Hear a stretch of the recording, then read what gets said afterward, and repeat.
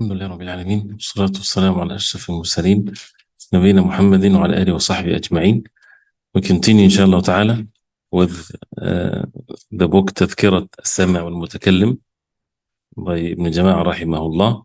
And this morning we started the part where he talks about the adab or the manners of the alim or the scholar or the teacher in his own self. And it was great benefits in the points that he mentioned. And it's for the alim, for the scholar, for the one that is an example for others, and for every Muslim really to be upon this. And such great benefits that he mentioned with regards to the diseases of the heart that might afflict everyone. And the shaitan doesn't leave anyone alone. It doesn't matter whether a person is a student or a scholar or anyone. Shaitan has hope in everyone. So if he does not get the person to fall into sins that are clear and apparent sins, he will get him into other means. And that's why he mentioned the diseases of al-hasad, envy, al-ujb, liking oneself, the disease of al-riya, showing off, the disease of ihtiqar al-akharin, belittling others, looking down on others, and the remedies from these diseases. These are diseases, fatal diseases to a person of knowledge, to everyone. And Allah subhanahu wa ta'ala forbade these things. And he mentioned the adwiya, or the medicine for each one. And we talked about that this morning. So I, inshallah, remind everyone to go back and see what he mentioned, rahimahullah, with regards to these points. And this was point number 9. This was point number 9 in the point which is mentioned 12 points, the adab of the alim or the person of knowledge towards his own self. And it's definitely benefiting. And we should not say, well, this is for the ulama. No, this is deen. So to get to know the ulama and for ourselves to be upon this, if a person wants to take the path of knowledge. That's why the second chapter in this part, and inshallah ta'ala, it's benefiting, even though some might see that what's the benefit of us going through this? But since we're going through the book, so inshallah ta'ala we'll try to benefit from it. في أداب العالم في درسه, in the adab of the alim in his dars, while he's giving the lecture. And again, as we said, this is not to judge others, but this is to benefit and to see this etiquette, etiquettes, and this is something that the people of knowledge have been upon. And it's 12 types, 12 points in this subject. The first one, he says, إذا عزم على مجلس التدريس تطهر من الحدث والخبث. If he gets himself ready for the majlis where he's going to teach, then to make tahara, to make wudu, to purify oneself physically and to be in state of tahara, and utatayyib, and put some tib, some nice smell on, and to wear the proper clothing that fits the time that he lives in, the clothing where the ulama would wear, the people of knowledge, imitating the way the Prophet ﷺ, not to wear the things that is not necessarily that fits in this right context of ilm. And thiyab, or wearing clothing, this is something that is part of our deen, and not everything that is forbidden or not everything that is permissible it's okay for a person to wear. For example, it depends on who he is and what he is upon, what's a person to wear when he comes to the masjid, when he sits for teaching and things of that nature. And then he mentioned that how the Imam, like Imam Malik rahimahullah, when he would come to the people to teach them, he would make ghusl, and he would put nice smell on perfume, and he would wear nice clothing. And Imam Malik used to have hayba on him. Hayba meaning that people, when they see him, they feel the greatness in him, and from the barakah of the hadith of the Prophet ﷺ. And he used to say, أحب أن أعظم حديث رسول الله صلى الله عليه وسلم. He said, I like to exalt the hadith of the Prophet ﷺ. This is a majlis, or a gathering, where the hadith of the Prophet ﷺ is going to be mentioned. So it has to be surrounded and filled with respect and honor. And that's how they used to, as mentioned before, if you exalt the ilm, if you put the greatness in oneself, a person, this would be made easy for him, and he would be blessed to learn the deen of Allah subhanahu wa ta'ala as a result of that. And he says, and he should have the intentions, and he would have the intention of spreading the ilm and teaching it, and to make the balagh and conveying the ahkam of the deen of Allah subhanahu wa ta'ala that he's been entrusted with. And as mentioned earlier, that the person of knowledge, or if a person is teaching matters of deen, has been entrusted with his ilm. Allah subhanahu wa ta'ala put that ilm in his heart, and this is a trust that he should not betray by acting upon it, by convey it in the right way, and things like this. So many different things that he says with regards to the intentions to spread the deen of Allah subhanahu wa ta'ala, to show the haqq, to gather on the dhikr of Allah subhanahu wa ta'ala. These are the gatherings of ibadah, as we said before. This is ibadah, this is an act of worship, and with the sincerity and with the truthfulness of the people, the teacher and the students and things like this, then the barakah comes down. And this is the blessings on the face of earth for people to get together for the sake of Allah. And he would say salam to them, and he would make dua to Allah subhanahu wa ta'ala for as-salaf as-salihin, for those who came before us. As, for example, in the beginning, alhamdulillah, wa salatu wa salamu ala rasulullah wa ala alihi wa sahbihi wa man wala, the like of this. This is all dua to Allah subhanahu wa ta'ala upon, for the early generations of Islam also to benefit from this. The second point, so the preparing oneself. When a person goes to the most important thing in one's life, a person should gives it its importance. And it's always going to be repeated. Either a person is deceived by this life, or the wahy from Allah would really affect him, right? So to most of the people on the face of earth, that's not the most important thing. But for those who read the Quran and get to know the way of the Prophet ﷺ, this is the most important thing on the face of earth, is to seek the knowledge of the deen, to be upon it, and to convey it. This is what human beings are in need of the most. This is the most valuable thing ever. So you can imagine, or you can think of anything that is important in the life of people, how they prepare themselves for it, and how they get themselves focused upon it, and things like this. This is all of it is nothing compared to the ilm of the deen of Allah. That's why the more the person sees people turning away from it, the more that he should give more attention to it. This is by the qadr of Allah subhanahu wa ta'ala for the people of goodness to be elevated. And that's why the ilm is istifa from Allah.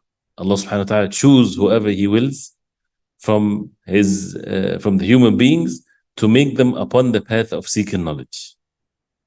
So you can say whatever you want to say, you can do whatever you want to do. At the end, this is istifa. Allah subhanahu wa ta'ala choose whoever he wills from his servants to be upon this path. So part of attaining this or acquiring this is this ta'zeem, is to have that exaltation of the ilm in one's heart, and to take the means to have the zeal of it and to develop that in oneself. The second point is, when he goes out of his house, is to make the dua that is sahih, that the Prophet ﷺ, he said to say, Allahumma inni a'udhu bika an adilla aw udall aw azilla aw uzal أو أظلم أو أظلم أو أجهل أو يجهل علي عز جارك وجل ثناؤك ولا إله غيرك. Even though that extension عز جارك وجل ثناؤك ولا إله غيرك is different, it's something that is not mentioned in the hadith, but the first part is an authentic hadith reported by Abu Dawood and others, which by itself, as you see, you're asking Allah subhanahu wa ta'ala, seeking refuge in Allah subhanahu wa ta'ala. أن أضل أو أضل. You say, no, Allah, I seek refuge in you that I deviate, or I cause others to deviate. So this is everybody when they go out of the home, they should say that. And someone coming to the gathering of ilm, definitely a person wants to be protected from being deviated or to cause others to be deviated.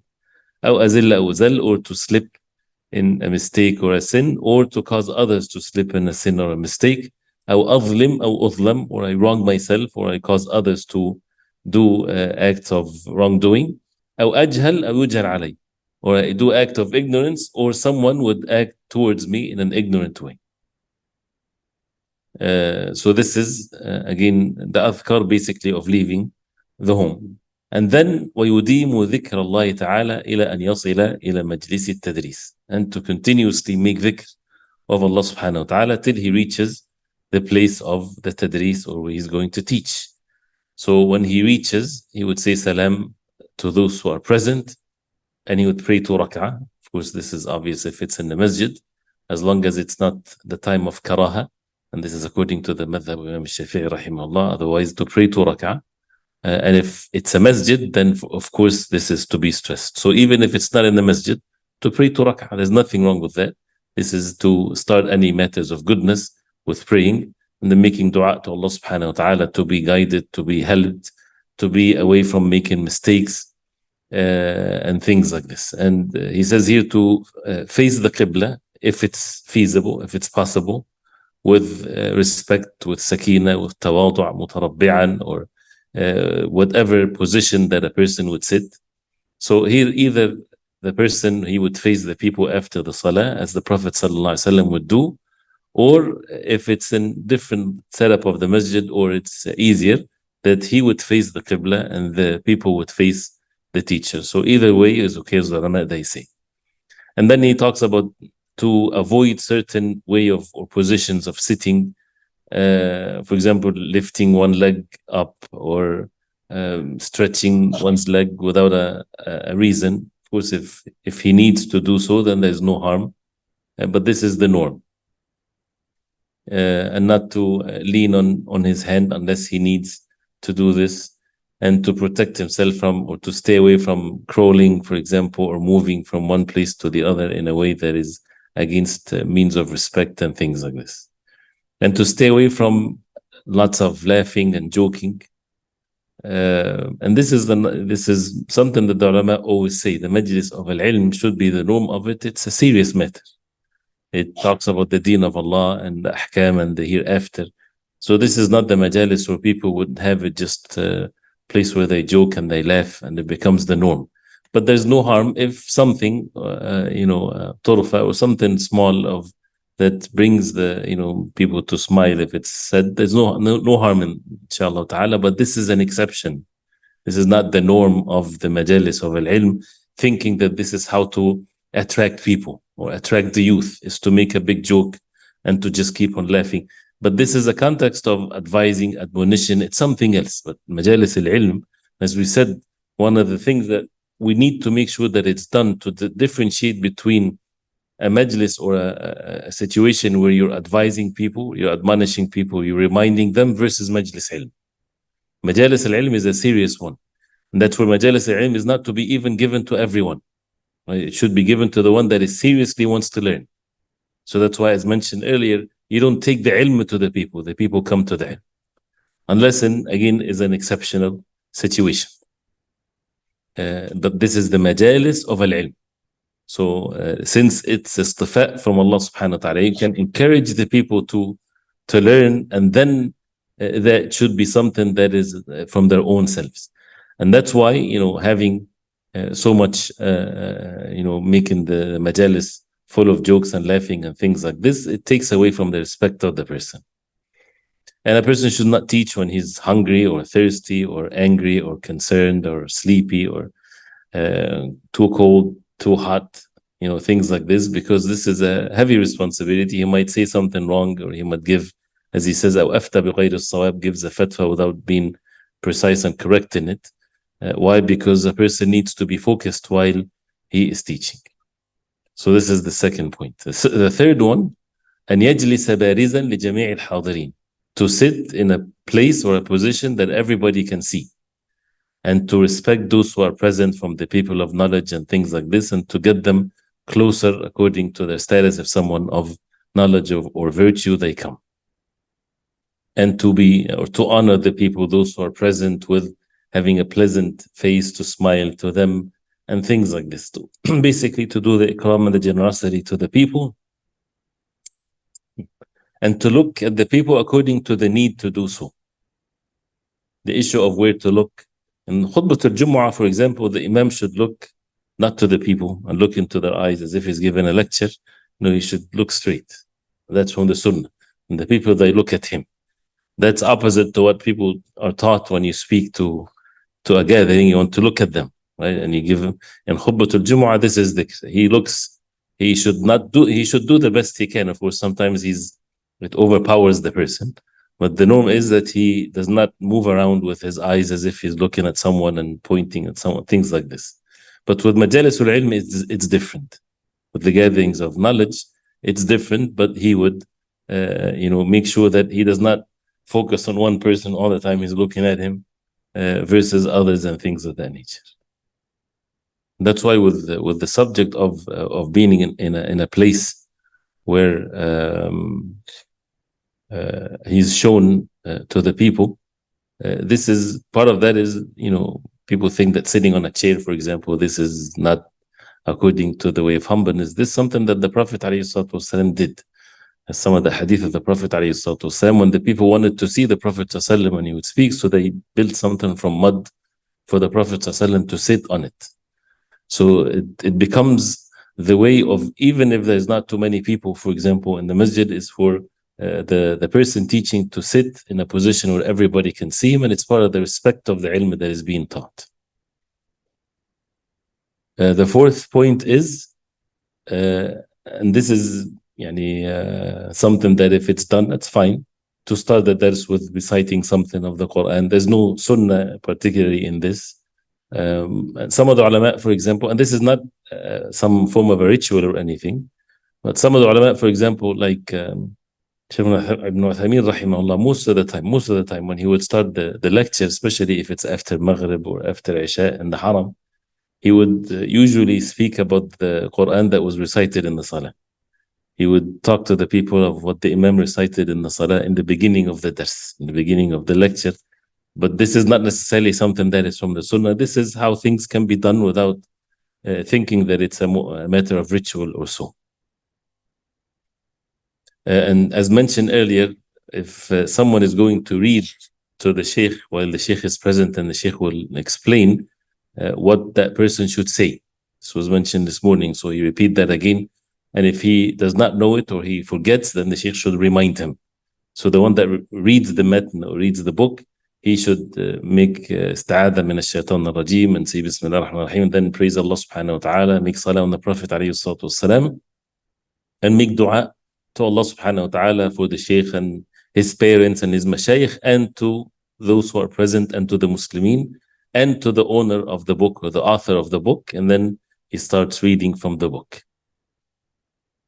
And then he says, if he has more than one dars at the same time, number 5, if he's going to give more than one dars, and this is also one of the things that the ulama used to do, even the recent ones, some of the durus of Shaykh Ibn Baz rahimahullah, he would read from 13 books in one majlis, one book after the other, right? Even if it's for a short period of time.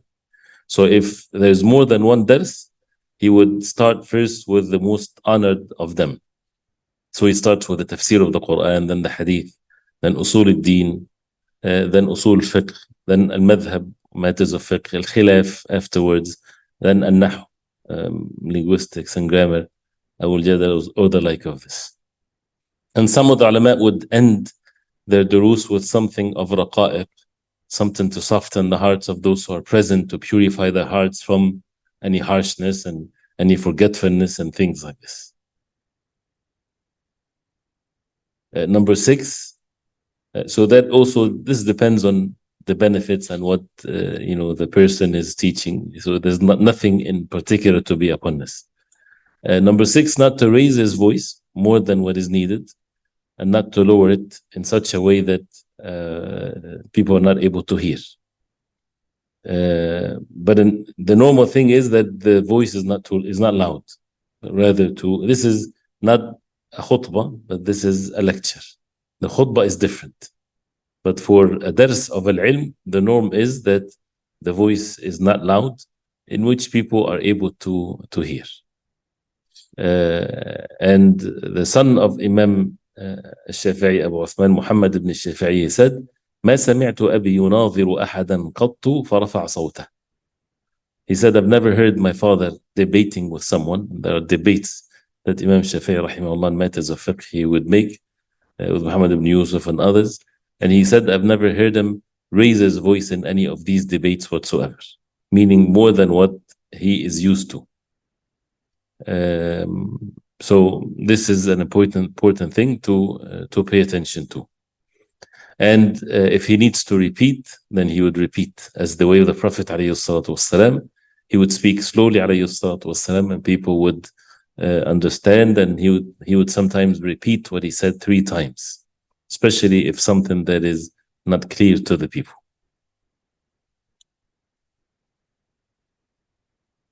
Number 7,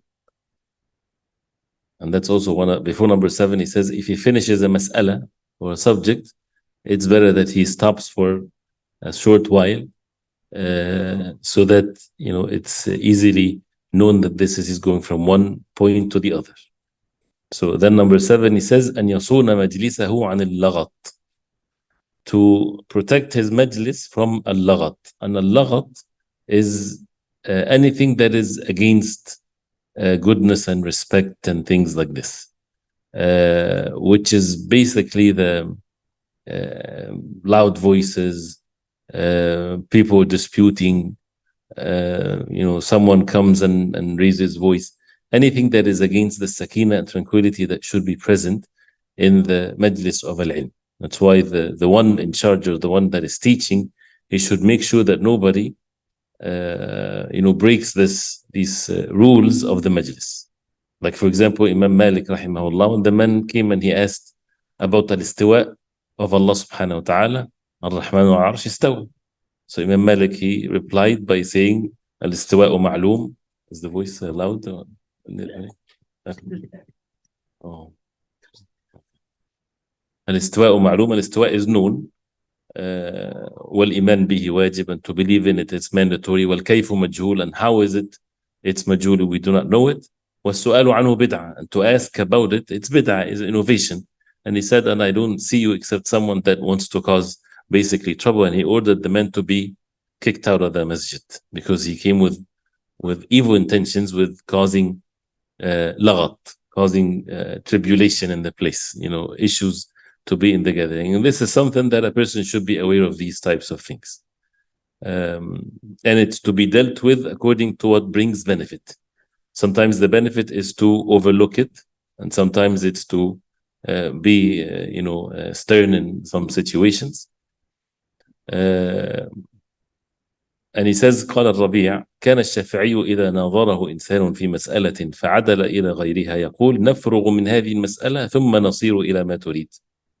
Whenever Imam Shafi'i rahimahullah, he would debate with someone in a mas'ala, in a matter, so the man would go to something else. He would say, let us finish this one first, and then we will go to what you want. But, and that sounds like it's something that is not pleasant for the person to hear. So different things, and to remind the people to hate arguing with one another, especially after the haqq becomes clear. After the truth becomes clear, there's no need for people to continue to dispute and things like this, because this is the objective, is to make the haqq clear, and not to do things that will cause people to have enmity among one another. Number 8, أن يزجر من تعدى في بحثه أو ظهر منه لدد في بحثه أو سوء أدب. To discipline the one that would to transgress the limits in his way of saying things, or having bad manners in whatever he is talking about, or doing something like this, after again the matter becomes clear with the haqq. And if someone, again, we're talking about gatherings, you might find people coming from different places, and it's crowded, and someone might stand up and start saying things that against the adab of the majlis, or things of that nature. So matter need to be dealt with accordingly. Again, one of which is to be to discipline the person, or to make sure things do not go out of control. Number 9, he says that the teacher or the scholar should be fair in his way of speaking, in his matters that he mentions. And one of which is to be fair sometimes when a person would listen to the question carefully, and to get to understand what the matter is, so that he would give the right answer to it. And he might even ask questions, so that the question becomes clearer, because not everybody is able to many times articulate his questions in the right way. And if he asked about something that he doesn't know, he would say لا أعلم or لا أدري. فمن العلم أن يقول لا أعلم. From knowledge is to say I do not know. And لا أدري, or I do not know, half of the ilm, half of the knowledge. And if the alim does not get used to say I do not know, he will be affected definitely. أصيبت مقاتله, as Ibn Abbas radiallahu anhu, he says, that means he is going to ruin himself that way.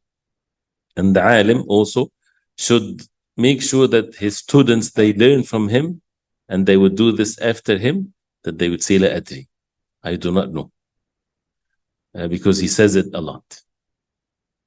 And as Muhammad ibn Abd al-Hakam, he said, سألت الشافعي عن المتعة أكان فيها طلاق أو ميراث أو نفقة تجب أو شهادة قال والله ما ندري. He asked him about the mut'a, whether it was, before it was forbidden, there was talaq or mirath, inheritance, or nafaqa, spending or so. He says, Wallahi ma nadri. He said, Wallahi, we do not know. And have the knowledge that if the scholar says la adri, I do not know, it does not put him down in a level less than what his level is, as some of the jahala, some of the ignorant ones might think. But this is actually rather elevates him, because this is an evidence that he is someone that is respected and his religion is strong and he has the fear of Allah subhanahu wa ta'ala and his heart is pure and he is very precise, and that's why he says la adri. And as we said before, la adri does not necessarily means that he never heard this mas'ala before, but it might be the circumstances of what the question is. He's talking about a specific place, for example. And he, according to the questioner, he said some things, but maybe this is not the whole thing. Or maybe the matter is a doubtful matter, or things of that nature. So to accept that from the scholar, and that's a sign of goodness, that if he says, La adri. And as for those who feel uncomfortable saying La adri, this is a sign of the weakness of their religion and the lack of their knowledge. Why? Because he doesn't want to be looked down upon from those who are present, because people would think that he is of less knowledge, and they would say, oh, we asked so and so and he gave us the answer, and look at this person, we asked him, he says I do not know.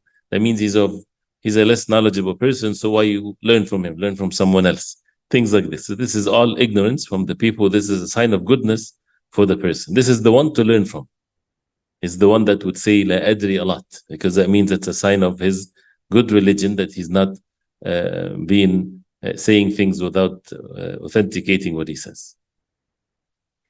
And Allah subhanahu wa ta'ala أدب الله العلماء, as he said, Allah subhanahu wa ta'ala, if it's correct to say it, أدب العلماء, he made the ulama to learn this adab by the story of Musa with Al-Khadir.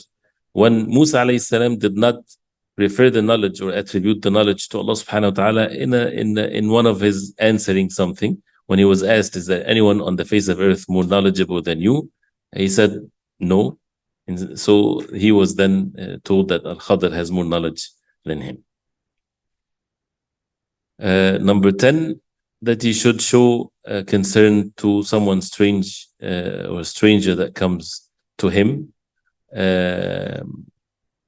So he mentioned the stranger. Why? Because the one that is local or the one that is present, he's used to the place. He's okay even if he's disciplined and things like this. But someone is a stranger, as he says, فَإِنَّ لِلْقَادِمِ دَهْشَةً. And that's again goes into the subject of to be sensitive or to be aware of what the feelings of others.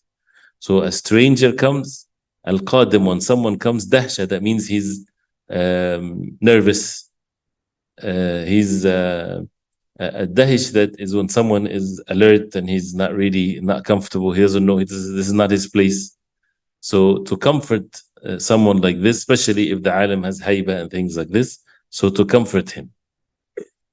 And not to make him feel uncomfortable by constantly looking at him, this strange guy, this new guy comes, so to make him uncomfortable in one way or the other. Now.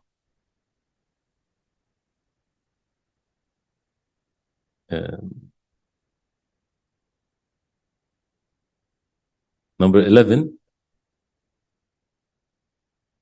جرت العادة, he says, the norm is that the teacher would always finish the dars by saying Wallahu A'lam. It's been the ada of the ulama, as they would end the dars by saying Wallahu A'lam, and the same thing as the mufti would give an answer, he would say at the end Wallahu A'lam. But also to say something to show that this is the end or close to the end, and by saying وهذا آخره وما بعده يأتي inshallah, what comes after that will come later, and things like this. We'll stop here at this point, things like this. So not to quit and leave, to end the dars or to end the lecture in such a way. When the dars is done, what's more of an adab for the mudarris, for the teacher, that he stays a little bit when people start leaving. And at the same time, they always say also for the students, they don't rush and leave unless the teacher leaves. But at the same time, you should not be going with the crowdedness of people leaving. And also they should not leave till the matter is over, or it's done, or it's clear that the dars is over.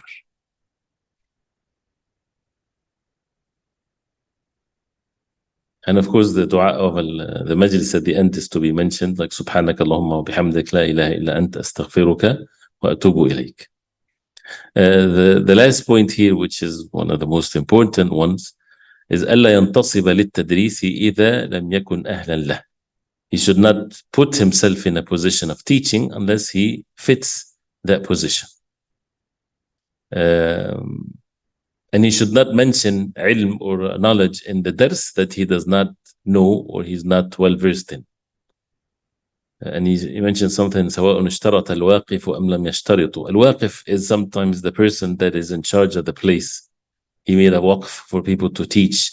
So he brought someone to teach the people, and he told them, I want you to teach this. So he would find himself that he has to teach it when he doesn't have the full knowledge of it. No, a person should not teach anything unless he has been given the permission from the ulama, or he reached a state where he's able to teach. Because otherwise, this is, as he says, فَإِنَّ ذَلِكَ لَعِبٌ فِي الدِّينِ وَازْدِرَاءٌ بَيْنَ النَّاسِ. This is playing with one's with the religion. And as if you have to play with something, do not play with the religion. If you want to belittle something or do something, that's not in the religion. The religion is a serious matter, and that's why the alim or the teacher, he does not say anything unless he have learned it.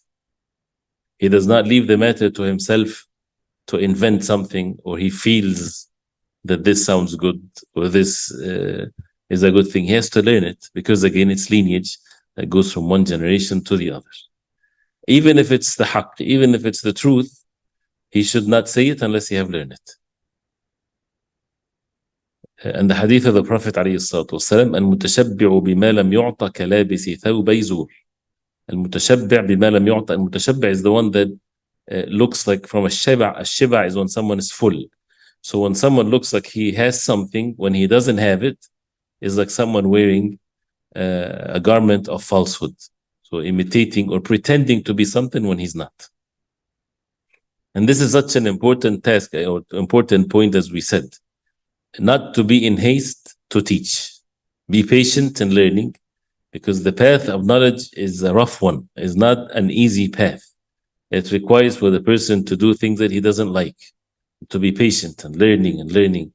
And as many said, one of which is Shibli, he said, من تصدر قبل أوانه فقد تصدى لهوانه. تصدر, whoever becomes apparent. A tasaddur is when someone sticks out in the middle of the people. Meaning here, whoever put himself in a position of teaching. Because the teacher is one, and those who listen are many. So don't put yourself in that position before it's your time.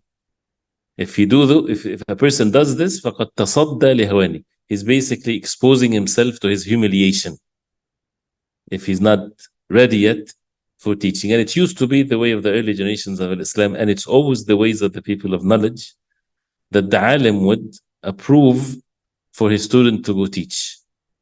And he would say, which is not all the forms of ijazat, but it's basically to tell him, now you can teach. You can teach what you learned from me. And this is something that they would give from one to the other. And in some situations, of course, if people don't have anyone to teach them, and people, they have to pray Salat al-Jumu'ah, they have to be given khutbah. someone has to teach them something, then a person, he will be helped in that case, even if he doesn't have the ahliya or the qualifications, but that's the present situation that they're in, then Allah subhanahu wa ta'ala will help him. Where he's given that to do something, then Allah subhanahu wa ta'ala will help him, different than someone wants to come forward and lead and things like this. No, he should not be like this unless it's someone has to teach the people, then in that case he should go ahead and do so. And again, this is different than teaching someone how to make wudu, how to make salah, how to recite Surah Al-Fatiha. Right? We don't have to wait for the alim or for the ijazah from the alim to teach someone, a new Muslim or someone doesn't know the basic rules of the deen. This is something that anybody can do this. Different than, again, at-tasaddur here is to be the one that teaches the matter of knowledge, for people to be students of knowledge, for people to be the people of knowledge. And that's also another statement, the like of it, by Imam Hanifa and others. And he mentioned the lines of poetry, which is very famous. تصدر للتدريس كل مهوس جهول تسمى بالفقيه المدرس فحق لأهل العلم أن يتمثلوا ببيت قديم شاع في كل مجلس لقد هزلت حتى بدا من هزالها كلاها وحتى سامها كل مفلس. Which basically, when they say anybody now is in the position of teaching, كل مهوس, every crazy person, he goes out and he teaches people ignorant, and he would be called al-faqih and then mudarris. So they always say this line of poetry from long time, like hazilat. Hazilat is when the goat or the sheep becomes very skinny, that it's so skinny that you can see the insides of it and the guts of it from how skinny it is, till every muflis, every bankrupt, he wants to purchase it, or he wants to have it when he doesn't have the means of it. So the matter is not like this, but rather people should stay away unless it's a necessity, unless it's given to them to do such a thing.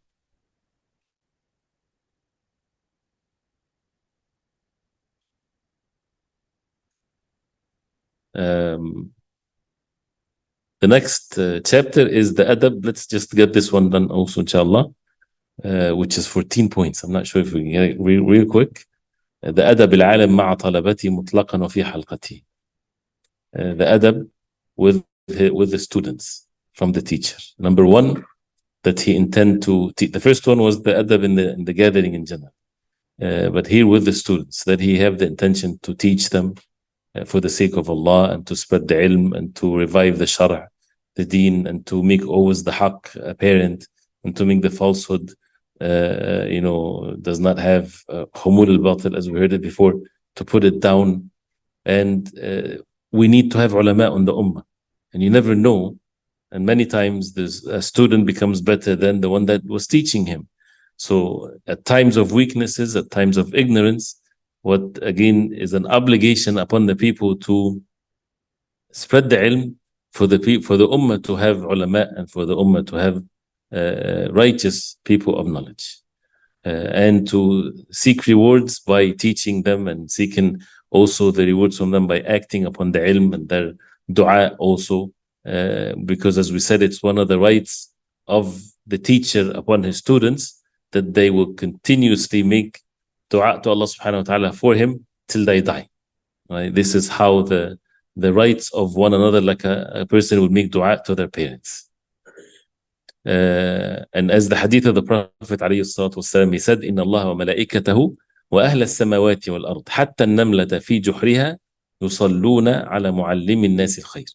That indeed Allah and the angels and the people of the heavens and the earth, even the ant in its hole in the ground, they yusalluna, that means they praise, they make dua to Allah subhanahu wa ta'ala for the one that teaches people al-khayr. So this is again ta'lim al-ilm, and this is one of the intentions, as we said, of learning, to teach the ilm, one of the most important matters of the deen. And one of the highest level is to teach the ilm, the haqq, the truth that Allah subhanahu wa ta'ala revealed. And that's why he says, نعوذ بالله من قواطعه ومكدراته وموجبات حرمانه وفواته. We seek refuge in Allah from anything that breaks this or contaminate the purity of it.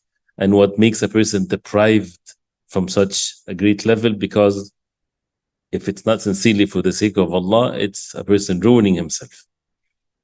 The second point is that the teacher should not stop teaching a student because the lack of sincere intentions from the student, right? Even if he finds that out. Person comes not for the sake of Allah to learn the deen, he just comes out because his parents told him to come, or because he wants to have a position or something like this. He should not stop teaching him if he comes, but rather maybe the teaching of the ilm will change his intentions. As some of the Salaf, they said, طلبنا العلم لغير الله فأبى أن يكون إلا لله.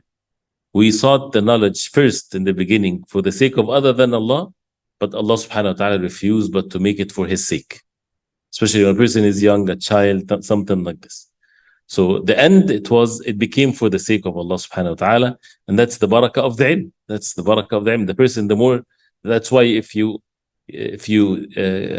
see or the claim that a person is not sincere is not an excuse not to come and seek knowledge. If you accuse yourself, I'm not sincere, I know myself, I'm coming to learn because this and that, matters of the dunya. What should a person do? He should go learn, and he should go to the circles of knowledge and to defeat the shaitan, even if your intention is like this. And to make dua to Allah subhanahu wa ta'ala, and with the blessings of the ilm, and the more the person learns, then the sincerity will come, because this is part of ilm. And the fruits of the ilm and the benefit of the ilm is to change the heart, to purify the heart, and the intentions and the sincerity is an action done by the heart. So definitely one of the means to have sincerity, as many people ask, seek knowledge. When you seek knowledge, this is one of the means to purify your intentions. And number 3, أن يرغبه في العلم, that the teacher should make targhib, encourage the people to seek knowledge. Most of the time, always encouraging the students to seek knowledge and to be firm upon this, because again, you would find yourself bored, you would find yourself lonely in this path. Many people would let you down, that they will say, why you're wasting your time? You should spend time making money. Everybody's look at your friend that was in your age, now he has that much money and you're wasting your life in what you're doing. All of these things are from the shaitan. And again, as we said, what is the most thing that the ummah needs today? Needs people of knowledge more than anything else. We have enough of everything else, but we need the knowledge of the deen of Allah. And again, the knowledge of the deen of Allah, and for those who are upon knowledge, as the ulama, they say, this is istifa. Allah subhanahu wa ta'ala choose whoever he wills, subhanahu wa ta'ala, and a person should be honored if he is given the opportunity to seek the knowledge of the deen of Allah. And he mentioned some of the hadith also that we mentioned before, that the ulama warathatul anbiya, and the like of this. And also to give the encouragement to be patient, and that's why to be at ease in taking steps and learning, and not to rush, that you want to reach the top quickly, but to be content with the way that you're learning, and to be content in general in matters of dunya and things like this, which is part of what tawasaw bil sabr, command one another to be patient, so that you would reach your destination in peace. Number 4, that the teacher would love for his student the way that he loved for himself, and he hates for him what he hates for himself. Right? And Ibn Abbas radiallahu anhuma, he said, أكرم الناس علي جليسي الذي يتخطى رقاب الناس إلي لو استطعت ألا يقع الذباب عليه لفعلت. He said, the most honored people to me is the one that sits to learn from Ibn Abbas, that he crossed the necks of the people so that he can sit and listen. He says, if I'm able to make sure that if a fly falls on him, that I would remove it, I would do so, to honor those who basically wants to learn from him. And that another narration says, إِنَّ الذُّبَابَ لَا يَقَعُ عَلَيْهِ فَيُؤْذِينِي. The fly stands or falls on him, that hurts me. So because of the concern that he has to his students. So to take care of them, to be concerned towards them, and the most important concern is for them to learn the matters of knowledge in the proper way, and not to basically worry about his own self, but rather to teach them in the proper way. And if he, as mentioned before, sometimes the teacher might discipline the students. If he does this because of what's goodness towards them, not because he's doing it for his own self, that he got angry for them or as a reaction for his own sake, but rather for the goodness of the person. And this is also one of the difficult things. If you see someone that needs to be disciplined, even if he's a grown-up, but he should like the fact that he's being disciplined when it comes to matters of ilm and things like this.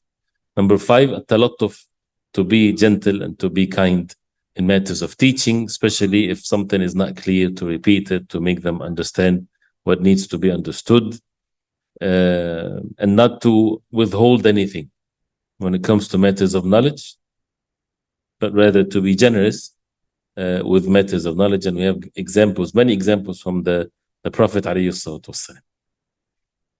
And sometimes if the student asks something, but it's not the time for it yet, right? Then he should not answer him, because this might distract him at this point or so. And he would inform him that this is harmful for you at this moment, not benefiting. Especially what the things that has been mentioned before. Again, this is in the context of studying the deen. So someone talks about differences of opinions, and that person said this, or what do you think of that person?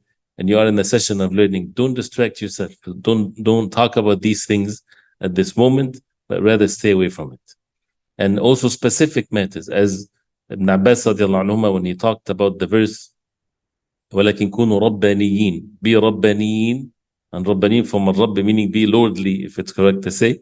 What is the Rabbaniyin? The alim, الذي يربي الناس بصغار العلم قبل كبار. The one that raises the people with the small matters of knowledge before he gets into the major ones. So to take them in steps.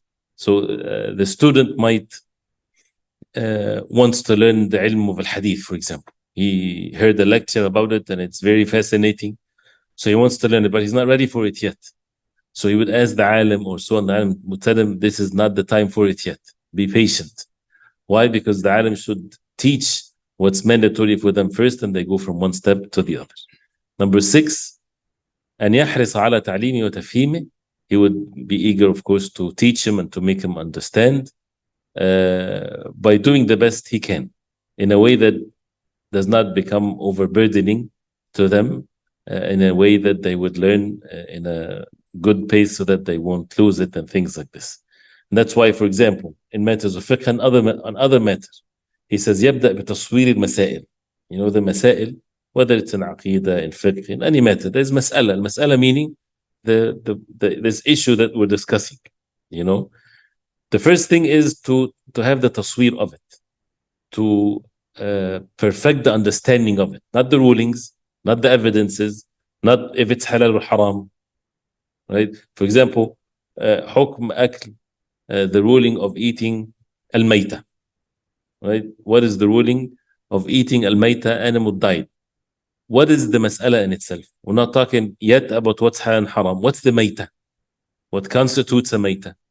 And what constitutes eating, right? So to understand the mas'ala first, this is the first step. And he would mention it and explain it if there's examples, things like that, for them to understand. Tasweer al-mas'ala. That's the first level of fiqh. That's why, for example, inshallah ta'ala, when we're going through the fiqh, all the chapters of fiqh in few months, this is very quickly. The point of it is not necessarily to know what is the ruling of every mas'ala, rather to understand the mas'ala, to get to know what every mas'ala is to start with. And then the next level, you would even still go through understanding the mas'ala, because now you'll be understanding it in Arabic, right? And then to get to know what the masail is, and then to go from one level to the other. And that's why to be patient with matters of ilm. And then he would mention the adilla and the like of this. And he would mention the ma'ani wa asrar al-hikam, and the wisdom and things. That's why even the durus of some of the ulama, you would find some of the durus, and maybe some of them are taped, that you would find the great mashayikh, like for example Shaykh Ibn Baz, a book is recited in his presence, and he only make ta'liq, or he talks about something specific. He does not go through every single word of it, because that gathering at that specific situation, it was people of knowledge themselves. So it's not beginners. So to be aware of these types of things when a person would learn the math, and then again to leave it to the teacher, the one that has the experience of teaching, so that things are done in a gradual way. And all of that with the nasiha and the concern and things like this. And sometimes he would mention things that out of the deen that has to be explained, and there's no shyness in it, especially with matters of tahara and things like this. Number 7, the issue of exams. Right? If the sheikh finishes, or the teacher finishes with explaining a dars, there's nothing wrong. لا بأس. بطرح مسائل, he would ask the students of some examples of things like that to يمتحن, to test with it their understanding, and to make sure that they grasped the subject well. If he says, if someone would show that they understood it, he would thank him, say mashallah, ahsant, or good, things like this. And the one that didn't get it, he would treat him with gentleness, so that he would explain it to him again, so to make sure that the matter is clear. That's the purpose of the exams or the questioning, is for people to understand and to make sure that they understood, not to compete with one another, and he's the first in the class and he's the one that is this. And that's why they did not used to have it the way that we would have it in the exams and schools and things like this, because it's what needs to be done again is to make sure that they understood. So whether in the gathering the person would ask and they understand, but then they have to memorize, and you would check on them. But nothing wrong with making anything of means, but this is not the only way. Why? Because there's also the conduct of the person, and to later on to understand, to make sure that he understands what is being said. And as we said, والمعنى بطرح المسائل أن الطالب ربما استحيا من قولي لم أفهم. Maybe the student, he was shy to say, I did not understand. So when the masail is repeated again, then maybe he will understand. The one that was shy, for example, he would understand. And as we said, shyness in this context is not a good thing. And that's why, as they said, according again to certain circumstances, the sheikh should stay away from saying or asking the student, did you understand? Like this. Why? Because if he says, if he's not sure, unless he is sure, he said, إلا إذا أمن من قوله نعم قبل أن يفهم. فإن لم يأمن من كذبه لحياء أو غيره فلا يسأله عن فهم. Right? You don't want to make him lie. Right? You don't want to make the student say yes when he didn't. So unless he would know for sure that this is a benefiting question, and they would say yes or no according to what, then they would even repeat it again or not. So also number 8, he says he would order them to repeat what they've memorized, or to order them to memorize, and he would test them with the memorization, and especially with the things that are difficult, right? So to continuously test the students in their understanding, in their memorization, things like this. Number 9, إذا سلك الطالب في التحصيل فوق ما يقتضيه الحال, studying more than what a person can bear, then he should be aware of that, so that he does not make them basically collapse as a result of just giving them too much.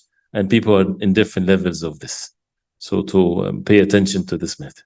Number 10, but he mentioned more details in this, and that's why we always should ask the people of knowledge. And the student should not burden himself by studying more than one thing at the same time, unless he take permission from the sheikh. Like if you're learning from someone, you should not learn something on your own unless you take his permission. Right? He will tell you yes or no. No, focus on this. Can I read from other books while we're studying this? If he says no, then no. Right? Stick to what he's given you, so that he knows maybe more than you that if you do this, maybe this would burden you or would distract you. Things of that nature. And number 10, to constantly remind the people of the qawa'id, or the principles of whatever subject that they're in. Why? So that they always relate things to the principles, not just masail without referring to the principles. And he mentioned some of the examples of this.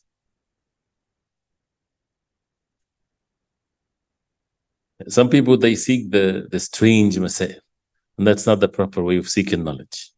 They think that this is a benefiting session of knowledge because there was a strange thing or a complicated mas'ala that was explained. This is not necessarily a benefit or anything, but rather when every mas'ala is learned, which can be a later stage that a person would understand the principle behind it, so that he would relate things to the principles. It's easier to remember matters of knowledge this way. Number 11, that the teacher should not show that he likes some of the students over someone else, right? Unless someone is of knowledge or something that is present, then he should give him more attention, of course. Number 12, that he should be watchful of how the students are in their manners, in their akhlaq, in the way they conduct themselves. So whoever does something that is not appropriate or something that is maybe haram or against manners and things like this, he should make sure that he fix that. And the students should be glad that someone is correcting him. And as we said, they would even, why you were late for salah? You should not be late for the salah. Right? Why did you like this? This is to be accepted, and the person should do that so that people would be upon what is right and not just some ilm and that's it, or some information and that's it. Number 13,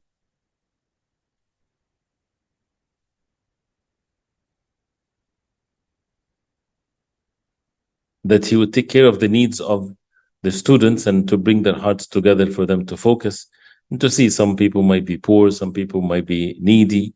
And all of these things depends on the diligence and the determination of the person. And nothing should stop a person from seeking knowledge. And that's why even zakah sometimes is to be given for someone that is studying, and it's not against nobility and dignity and honor for a person to be poor in need if he's studying. Different than someone wants to be away to make ibadah, then he's not to be given sadaqah, he should go work. But someone that wants to take all the time out to learn, that means he's doing so much hard work. And he's going to be, by the will of Allah, a source of benefit to the ummah. This person needs to be supported because he is busy. He's not lazy, he's busy. And at the same time, he should not necessarily like this in his heart, but there's nothing else that he can do except the way of this. That's why there used to be awqaf or waqf for the students of knowledge, for them to be away from being in need of anyone, so that they're busy learning, not that busy gaining money or making money. It's because they're busy learning the deen of Allah subhanahu wa ta'ala and suffice them from the worldly needs.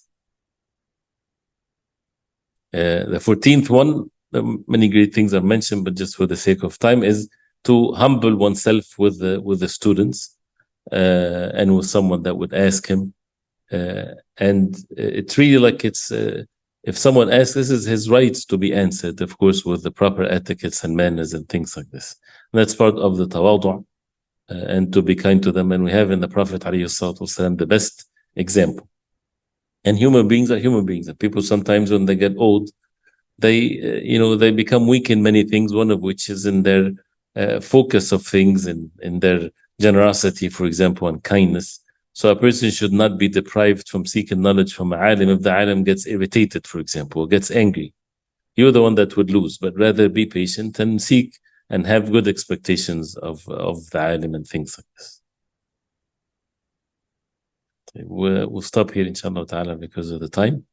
And these adab and manners, even though it's brief, and it's meant to be this way so that the people would learn it by practice and to be at ease if they're being corrected while being in the matters of knowledge and the circles of knowledge and things like this. Now, تفضل.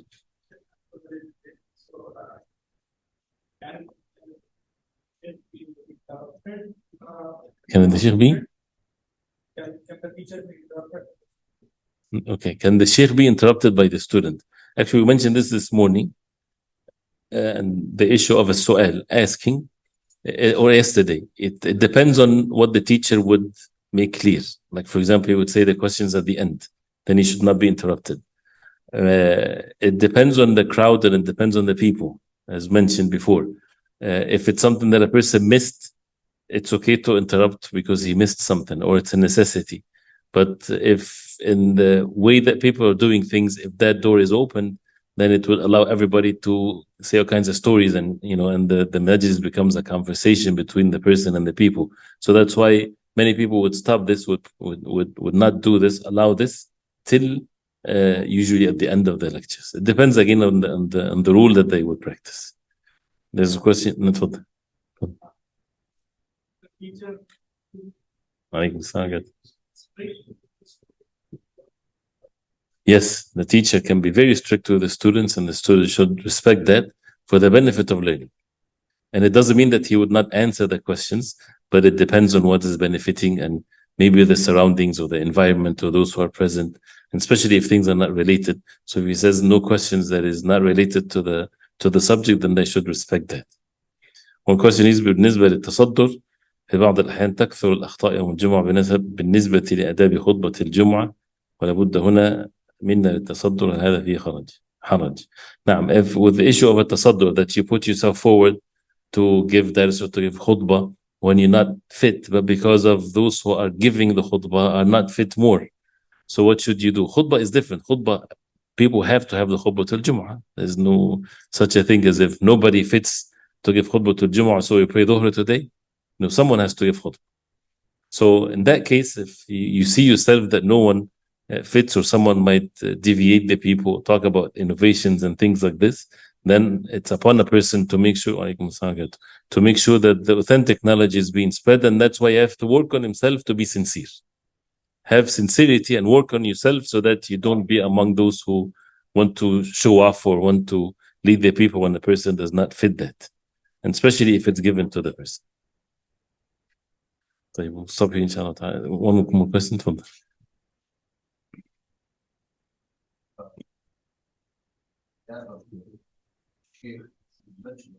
What was the point number 12? Was that the not be too quick to leave?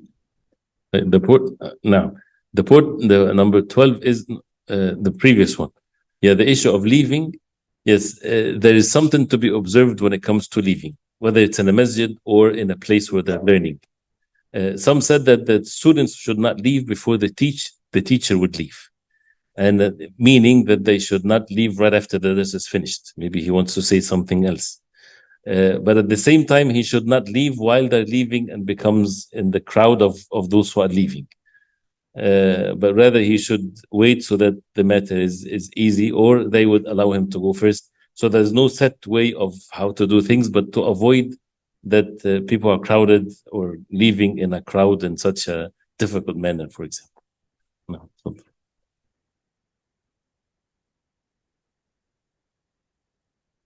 First point in the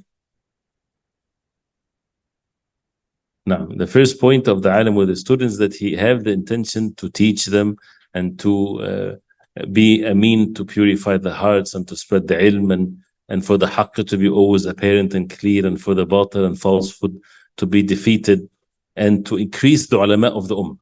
To increase the ulama of the ummah, because the ummah are in need of people of knowledge more than anything else, and in need of the true ilm to be widespread among the people, and not the jahl or ignorance. وصلى الله وسلم وبارك على محمد وصحبه وسلم.